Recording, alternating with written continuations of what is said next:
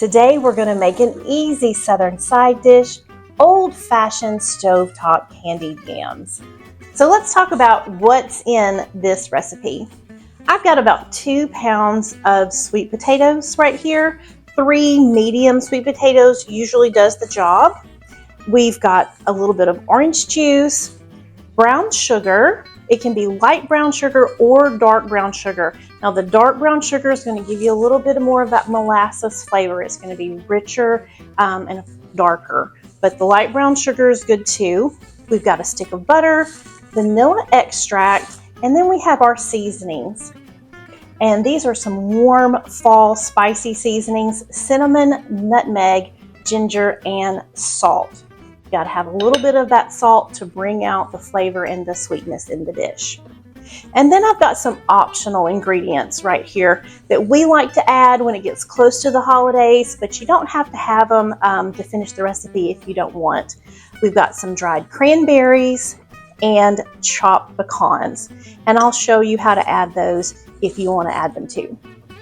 To get started, we're going to peel our sweet potatoes. So they've already been washed and scrubbed really well.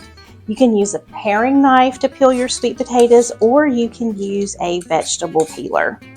I prefer a vegetable peeler. I think it's just quicker and a lot easier, but you can use what you like.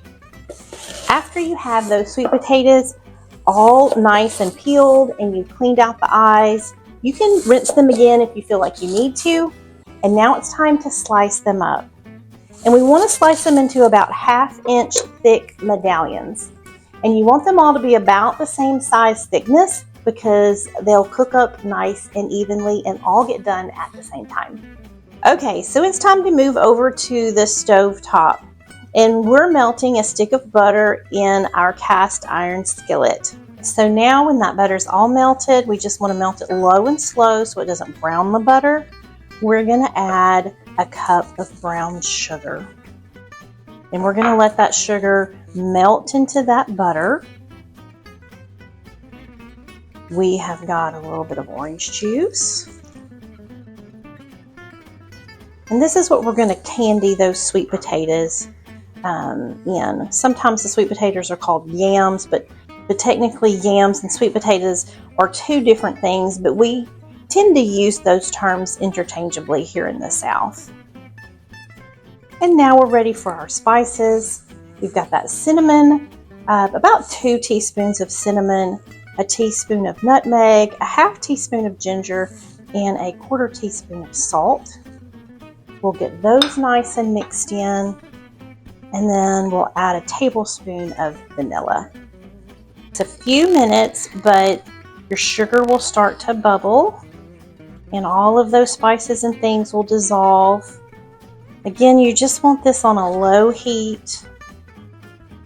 And when you get to this stage here, you see where you've got a low boil here, but I can't really stir it down. That means when I stir it, the boiling or the little bubbles, they don't go away. Then you're ready to add your sweet potatoes.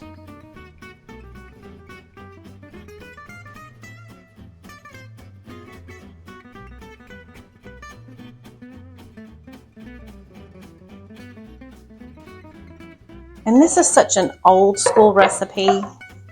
My grandmother made this recipe for years, and I'm sure that your moms and grandmothers have made them too.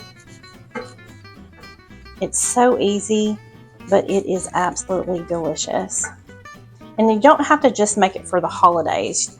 It's delicious in the summer with an all vegetable meal. So if you like to make a vegetable plate, this recipe is great for that too. But a lot of people really like to make it at the holidays. So I'm just getting all the sweet potatoes down in that syrup, kind of getting both sides covered.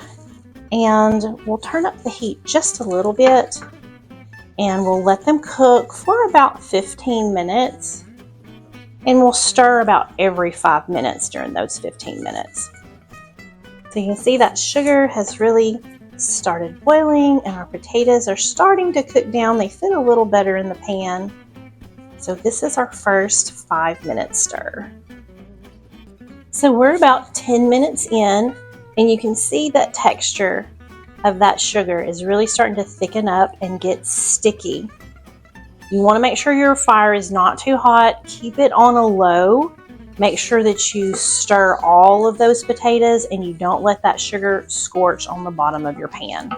Okay, so we're right here down at the end of the recipe. And you can see I've been testing some of these with my fork. I've got little fork marks in it, and you can see they're fork tender. I've got a couple that need a little more cooking, and I've got one side of my skillet that cooks hotter than the other, so I've moved the sweet potatoes that are more done to the cooler side of the pan, and the ones that need a little more cooking over here to this side of the skillet. But right here in the last 10 minutes, if you want to add some dried cranberries to your recipe, now is the time in that last 10 minutes, and they'll just get nice and plump in that sugar. And just add a sprinkle or two. Now you don't have to add the cranberries, but it is a nice touch during the holidays. It's just a flavor that everybody enjoys. So we're going to take these sweet potatoes from this skillet and we're going to put it right here in this serving dish. And you can see how dark that sugar has gotten, and it's nice. It's made kind of like a syrup. We've got our cranberries in there. And this is going to be a delicious side for turkey or ham, or like that vegetable plate that we talked about in the summertime. This is an old school dish that everybody loves.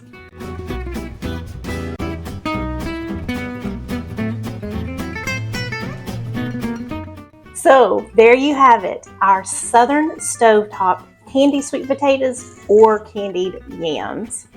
So let's talk about another serving suggestion, because I want your recipe not just to be a success in the kitchen, but a success all the way to the table.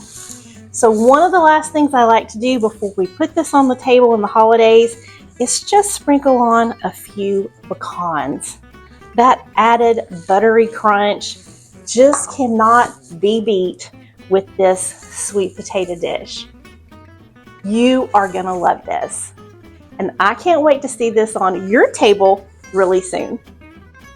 So if you like this recipe, don't forget to subscribe, not just to the YouTube channel, but to southerndiscourse.com, where I'm cooking up the Southern food you know and love. You'll get access to my weekly meal plans where we're taking the recipes and we're putting them together so that you always know just what to make for dinner. And you'll get access to my new series, Dinner with Friends. You're not going to want to miss out on that. From the kitchen to the table, I've got you covered.